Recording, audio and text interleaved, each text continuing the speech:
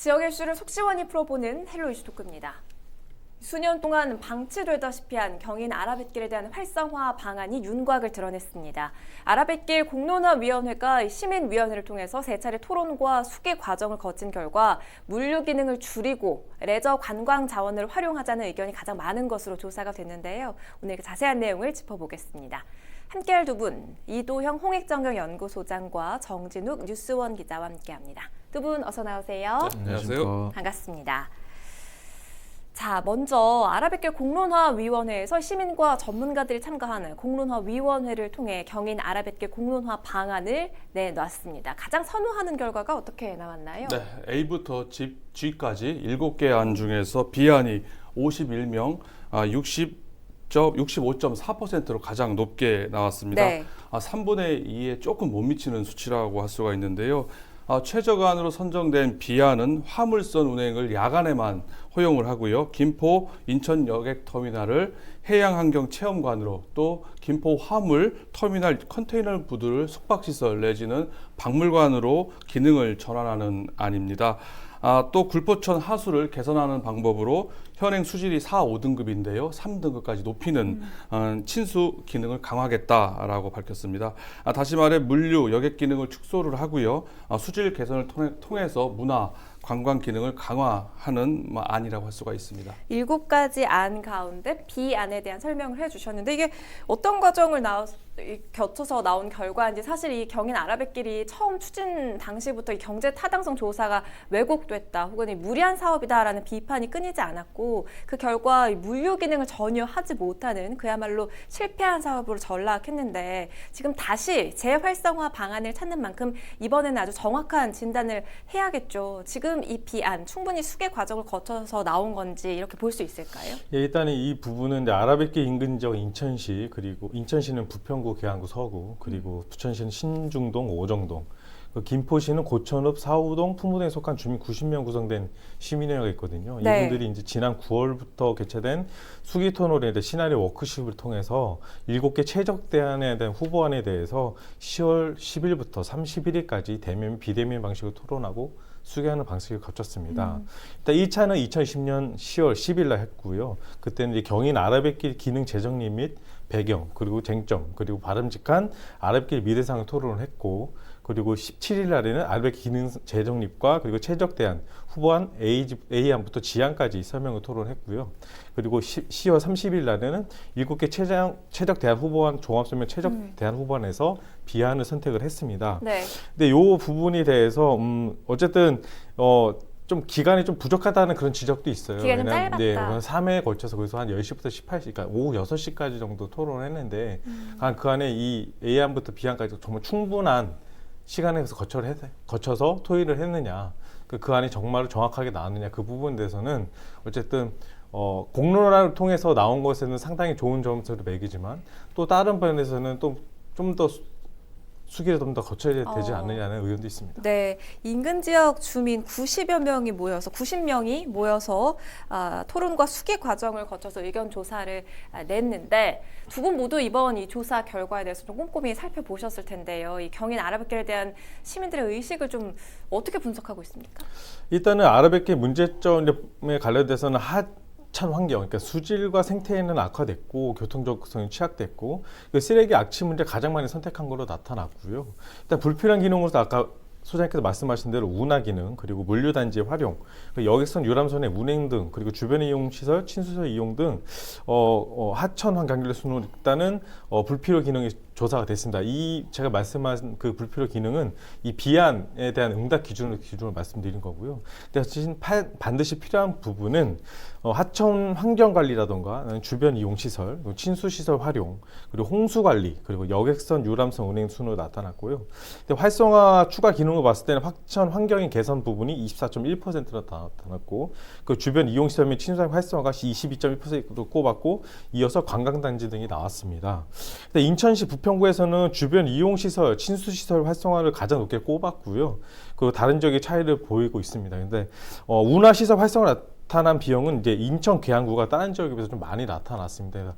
그래서 인천 계양구 같은 경우는 운하시설도 맞지만 이 긍정적인 부분이 많이 나타났는데 그 이유는 홍수를 약간 좀 절감했다, 그런 부분에서 좀 높게 나타나는 부분도 있습니다. 자, 시민들이 참여해서 의견 조사 결과가 나왔다는 것만으로도 좀 의미가 있다 이렇게 볼 수가 있겠는데 좀 개인적으로 의미 있게 본 조사 결과 꼽아주실까요? 제가 볼 때는 이번 조사 결과를 봤을 때 이제 시민위원회, 공론화위원회가 경인 아라뱃길이 사실상 물류 기능은 끝났다. 사실상 그 기능 하지 못한다에 대해서 공감대를 이루고 있다라고 네. 해서는 공통적인 것 같아요. 7가지 대안 모두 살펴보게 되면은 이제 물류와 여객 기능에 대해서는 뭐 아예 뭐 기능을 축소한다든지 폐지하는 안밖에 없었거든요. 즉 7가지 안 중에서 물류 기능을 정상화하는 안은 전혀 없었다는 점입니다. 즉 경인 아라뱃길의 당초 사업 취지였던 물류 기능은 사실상 실패했다 이렇게 보는 것 같고요. 네. 그렇다 보니까 당연히 뭐 그 다음 수순 아니겠습니까? 물류, 관광, 레저 기능으로 갈 수밖에 없다라고 이제 공감대를 형성했다 볼 수가 있을 것 같습니다. 네. 특히 이제 주 운수로를 이제 축소하느냐 폐지하느냐가 가장 큰 관심사라고 볼 수가 있는데요. 폐지를 할 경우에는 그 보상 금액이 무려 9천억 원에 해당이 되게 됩니다. 만약에 폐지 않고 그거를 야간에만 화물선을 운행하게끔 일부 제한적으로 지금 활용하는 거 아니겠습니까? 그럴 경우에는 그렇죠. 그럴 경우에는 축소할 경우에는 약 보상비가 한 1,000억 정도로 약 한 8천억 정도 차이가 나는 점입니다. 네. 수질 개선 역시 마찬가지라 볼 수가 있습니다. 뭐 굴포천 유역을 개선하는 할 경우에는 한 6천억 정도가 비용이 드는데 지금 비안 같은 경우는 이제 굴포천에 대한 이제 하수를 개선하는 형식이기 때문에 한 1,000억 정도의 예산이 재정이 소요되게 됩니다. 즉 시민위원회에서 이번 결정에 있어서 상당히 재정적인 부담을 좀 많이 신경 쓰지 않았나 이렇게 평가를 합니다. 비용까지 지금 덧붙여서 좀 설명을 해주셨는데요. 지금 물류 기능은 줄이고 문화관광 기능 중심으로 운영되는 비안이 결과로 도출이 됐습니다. 이게 최적의 대안이 된다고 보시는지, 이번에 부족한 점은 없다고 보시는지 어떻게 보세요? 일단은 이 비안의 단점을 좀 분석한 게 나왔습니다. 단점이요? 비안의 단점 같은 경우는 이제 지속적 물류 수요 부족으로, 그러니까 주운 유지 필요성에 대한 논란이 지속될 것이다. 그러니까 네. 주운이라면 물건을 움직이는 거죠. 물건 움직이는 건데, 이제 간헐적 선박을 위한 간문 수로 등의 유지 관리비 투입이 좀 불가피할 수 있다. 그리고 수질 개선을 위한 추가 비용이 발생한다. 그리고 굴포 하수 처리장 방류시설 개선 이용 확대를 위한 설치비 및 운영 비용. 그리고 수상 레저 이용을 활성화하는데 좀 한계가 있을 것이다. 그리고 항만 기본 계획 등 관련 기존 제도 및 계획의 수정이 불필요하고 숙박시설 조성 운영 민간 사업자 유치 부분에 대해서 단점을 뽑았습니다. 그렇군요. 자, 이번 안에 대해서 지자체들 반응도 좀 궁금한데, 특히 김포의 경우는 대규모 물류센터가 지어지기도 했는데 그동안은 재기능을 전혀 하지 못해서 어려움이 있었잖아요. 이번 안에 대해서는 뭐 어떤 입장을 밝혔습니까? 일단 정하영 시장은 이 결과가 나오자마자 SNS 통해서 환영의 뜻을 환영한다. 밝혔습니다. 네. 왜냐하면 이 정하영 씨가 민선 7일가 출범된 후 문화관광사로 상당히 중요시 여겼거든요. 뭐 관광벨트 만들겠다는 얘기했거든요. 그래서 아르뱃길 취수 공간 전환은 야생 조류공원, 그리고 전류리 포구, 애기봉, 대명항 이어서 이제 문화관광벨트 구축에 호재가 될 것이라고 이렇게 말을 했고요.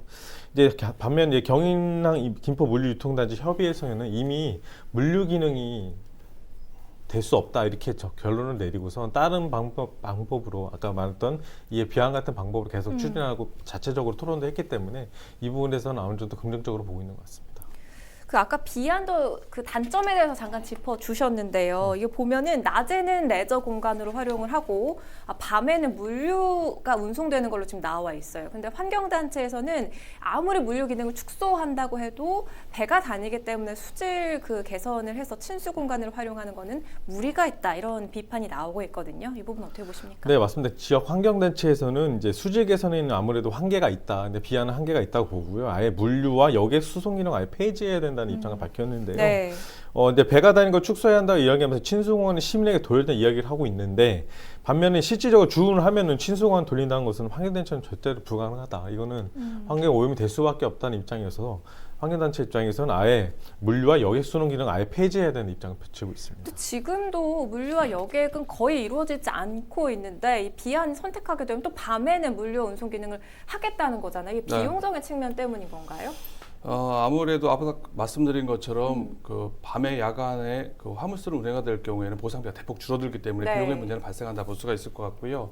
환경단체의 주장대로 완전 전면 폐지를 해야 수질이 좋아진다. 저는 뭐 그 생각이 조금 달리 저는 생각을 합니다. 왜 그러냐면은 낮에는 레저 공간으로 활용하고 이제 야간에 이제 화물선을 운행을 하겠다. 뭐 지금 얘기 아니겠습니까? 그렇죠. 비안이. 그런데 2012년 이후 경인 아래뱃길이 개통된 이후에 지금 거기에 지금 물동량 그리고 화물 처리가 연초 계획 대비 8%에 불과한 수준입니다. 굉장히 미미하죠. 이런 상황에서 사실 물류 기능을 제대로 할 수 있겠느냐. 야간에 그런데도 불구하고 야간에 화물선 다닌다고 해서 얼마나 물류 기능을 처리를 하겠습니까? 사실상 별 의미가 없다고 보고요.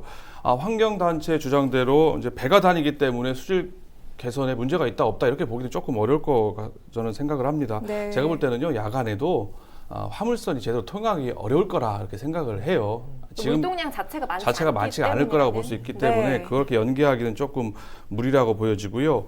오히려 수질 개선 문제는 이제 하천 환경 개선을 위한 비용을 얼마만큼 지출을 하느냐, 과연 굴포천 물을 유입시키느냐, 아니면 서해수를 유입하느냐. 앞서 말씀드린 것처럼 굴포천 유역을 아예 대규모 6천억이라는 비용을 들여서 수질을 개선하느냐 이런 선택, 재정의 문제지. 뭐 야간에 화물선이 운행한다, 운행하지 않는다, 주운수를 폐지한다, 아니면은 그냥 유지한다. 이거에 의해서 수질이 그렇게 많이 차이 날 것 같지 않다 그렇게 생각을 합니다. 그렇군요. 자, 그런데 애초에 이 물류 운송 기능을 위해서 처음 아라뱃길을 만드는 거잖아요. 그래서 당장 이 레저 관광 공간으로 이렇게 확 돌려서 활용하기는 쉽지 않을 것 같은데 실제로도 걸림돌이 많다고요. 일단은 규모와 용도에 일단 제한을 받게 되어 있습니다. 어떤 법에 따르면은 이 아라뱃길 주변의 정관에 걸쳐서 이제 국토 계획 및 이용에 관한 법률에 따른 자연 녹지 지역이기 때문인데요. 근데 김포 방향으로 약 3분의 2에 해당하는 구간이 이제 전방위적으로 개발자연구역으로 이제 포함됐고 또 수도권 정비 계획 비에 맞불려서 인구 집중 유입발 시설 도입의 제약이 좀 따릅니다. 그래서 김포 터미널 주변도 김포공항 영향으로 인해서 강범위의 고도 제한도 받고요. 그리고 아라뱃길 일부 지역은 군사보호구로도 묶여져 있습니다. 네. 또 경인항 같은 경우는 항법법에 따라 무역항으로 지정돼 있습니다. 근데 아라뱃길도 이제 화물선이 거의 다니지 않지만 김포 터미널이 어민 항만자기로 갖추고 있거든요. 그래서 아라뱃길 레저 산업의 전초기 역할을 김포 아라마리나가 핵심 부지 오르는 항만 시설만 들어올 수 있게 됐습니다. 지금 법에서는 뭐 낚시조차 할 수 없다고요? 네, 맞습니다. 일단은 레저 측면에서 시민의 체감을 가장 큰 제약은 물가 적금 통제거든요. 근데 문제는 이 항만법 때문입니다. 이 항만법상 아라뱃길 방문객은 18km 구간 어디에서도 물을 만질 수도 없고 낚시조차 금지되어 있습니다. 그래서 수로 옆에서 야영과 취소도 불법입니다. 그래서 아라뱃길에는 또 해상안전법상 해상안전교통에 장애되는 레저 등의 행위를 할 수 없게 돼 있고요. 해양 레저 활동 허가구역을 지정되긴 했지만 해상안전법과의 충돌로 인해서 아라뱃길 수상 레저 활동은 경인항 양측 터미널 구분에서만 이뤄지고 있습니다. 정 기자가 지금 이야기해 주신 이런 법적인 문제들은 사실 국회에서 풀어 나가야 할 텐데 이 그린벨트나 군사보호 구역 같은 경우는 이게 규제 완화하기가 정말 쉽지 않잖아요. 네, 그렇습니다. 경인 아라뱃길의 문화, 관광 기능을 활성화하고 육성한다 하더라도요. 그린벨트를 해제하거나 군사보호시설을 완화시키는 것까지 가기는 바로 연결된다 보기는 좀 어려울 거라고 생각이 됩니다. 오히려 앞서 말씀하신 것처럼 지금 항만법, 하천법을 개정하는 게 더 오히려 급선무다라고 볼 수가 있습니다. 지금 항만법상 물가 진입이 금지되어 있기 때문에 지금은 친수 공간으로 조성된다 하더라도 물가에 갈 수도 없고 오리배조차 뜨지 못하는 이런 상황에서 사실상 그린벨트 해제라든지 각종 규제 완화를 논하기에는 아직 이르다 보여지고요. 우선은 항만법, 하천법 개정을 하는 것이 가장 급선무라고 봅니다. 그 다음에 그린벨트 해제 여부를 논하는 것이 순서라고 보여지고요. 네네. 이렇게 관련 법 개정 이후에 친수구역 활용에 관한 특별법이라든지 송영길 의원이 말한 경인 아라뱃길 특별법 같은 것을 통해서 규제를 하나하나 풀어나가고 완화시켜가는 것이 순서가 아닐까 이렇게 생각을 합니다. 얘기해 주신 것처럼 지금 수질 개선 문제와도 맞닿아 있기 때문에 이 레저 활동을 어디까지 수용할지도 지금 논의가 필요할 것 같아요, 기자님. 일단 한강 이용을 놓고서 이제 점점 좁혀지는 서울시의 입장 차이도 좀 있거든요. 근데 이것이 좀 풀어야 될 과제이기도 합니다. 네. 그러니까 한국수자원공사가 이제 과거 서울 요청을 반영해서 관문과 수로를 대형 국제여행 운항이 가능하도록 조성을 했거든요.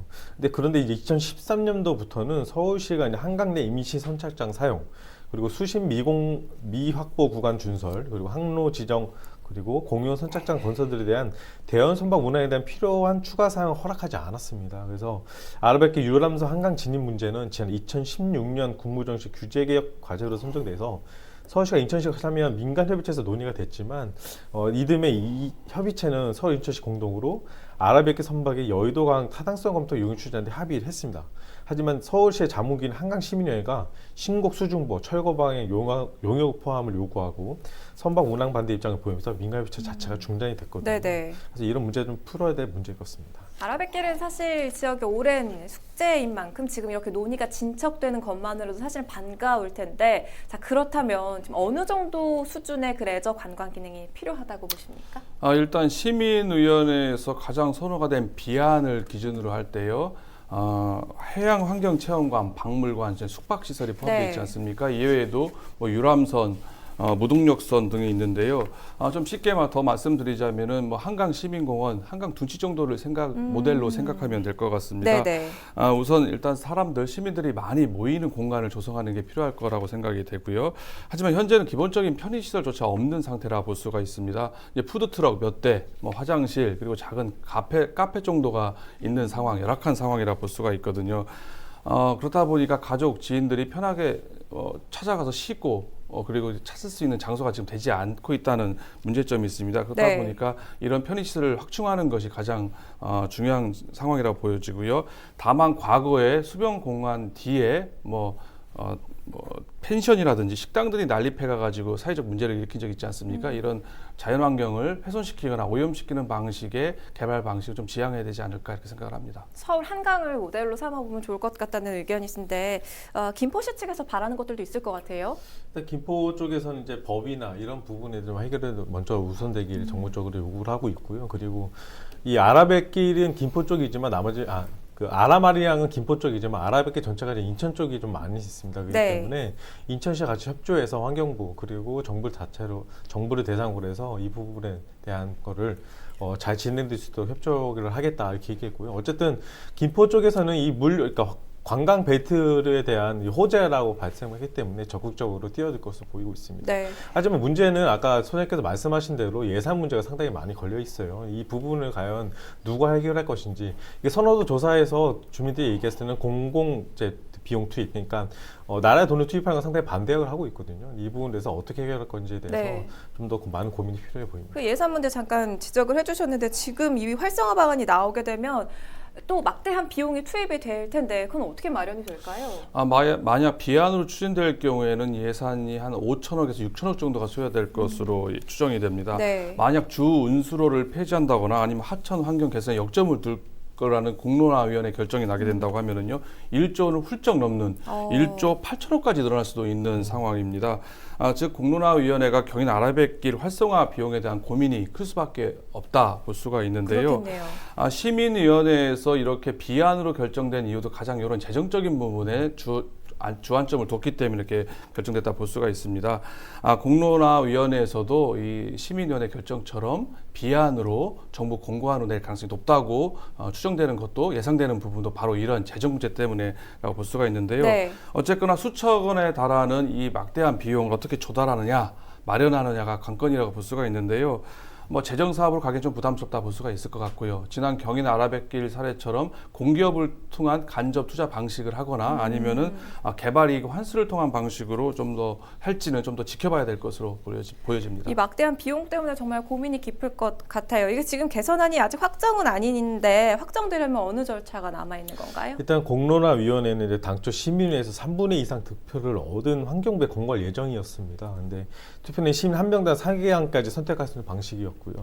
근데 가장 높은 득표를 얻은 비안의 경우 시민위원회에서 약 65.4%의 득표를 얻어서 이 기준을 만족하지 못했습니다. 그래서 이 공론화위원회는 이번 시민위원회 결정을 참고해서 연말까지 물류, 여객, 레저, 관광 등 각 분야의 내용을 다시 한번 검토한 뒤에 환경부의 아라뱃길 기능의 재정립을 위한 권고안을 전달 예정이고요.